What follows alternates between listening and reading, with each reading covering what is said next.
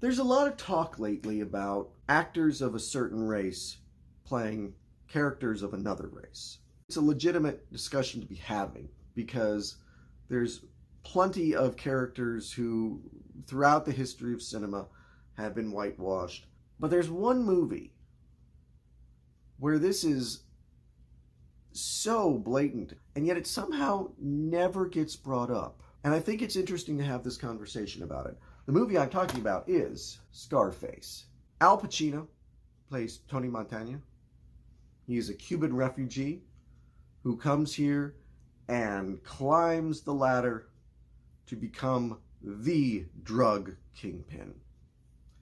This is a classic 80s movie about excess and greed and how you will destroy yourself with your vices. As long as they make movies, there will be parodies of the "Say Hello to My Little Friend" bit.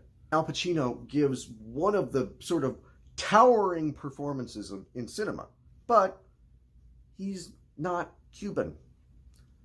Almost none of the actors in the movie are Cuban. These are all white guys with a tan doing accents. My question is this. We're for the most part in agreement that white actors should not play characters of another race. But think about Scarface with a different actor playing the Pacino role. Is it as iconic? Is it a movie that we'd still be talking about 40 years later? I don't think it would be. Pacino is arguably the greatest actor of his generation, arguably the greatest actor of all time, if not at least in the top 5 or 10. He gives a towering, powerful, epic performance that nobody else could give. So, would it be better to go back and take him out and put in an actor of Cuban descent, whoever that might be? Now, that actor might have been great in the role, but I guarantee you he wouldn't have been Pacino. First of all, I don't believe in putting the standards of today on any movie from the past. Here's my criteria.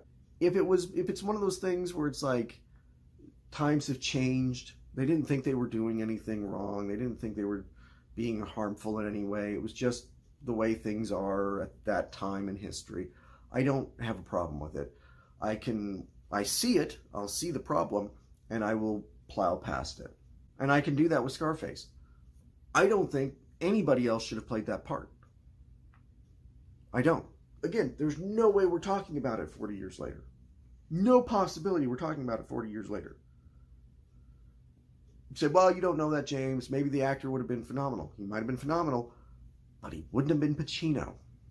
But he's not Cuban. It's a question that I think that we ought to be having these discussions instead of just shutting them down instantly. When does this kind of thing work? And if it does occasionally work, what does that say about our pushing for it never to happen? When you're saying Alec Baldwin can't play a blind man because he's not blind, or Bryan Cranston can't play a paraplegic because he's not a paraplegic, you're getting silly. When you say Scarlett Johansson can't play a trans person, there's an argument to be made. But because in the movie that Scarlett Johansson was supposed to star in, there was such an outrage and they took her out of the movie, that movie's not going to get made. It's not going to get made because there's no trans actor of her stature to star in it. And so because there is no trans actor of that stature, the movie's not going to get made. People who might either have changed their opinion about the trans community or had their opinions formed by that movie won't get a chance to see the movie and maybe have their lives changed by it. When I was 13, I didn't really know what gay meant. It was a thing that we called each other on the playground. But I didn't know what it actually meant. I went to go see the movie Philadelphia with Tom Hanks. And I came out of that movie and I said, oh, that's what gay is. Okay. And I learned something and I was fine with it. It shaped my opinion. Tom Hanks is not gay. But for 13-year-old James, that shaped how I saw that community. And I think the Scarlett Johansson movie would have done the same thing. Scarface is a classic, and it wouldn't be a classic if Al Pacino wasn't in it. But what does that say? I'm not saying what it says. I'm not saying that it's right that Al Pacino was in this movie doing an impression of a Cuban and taking away a part that could have gone to a Cuban actor. But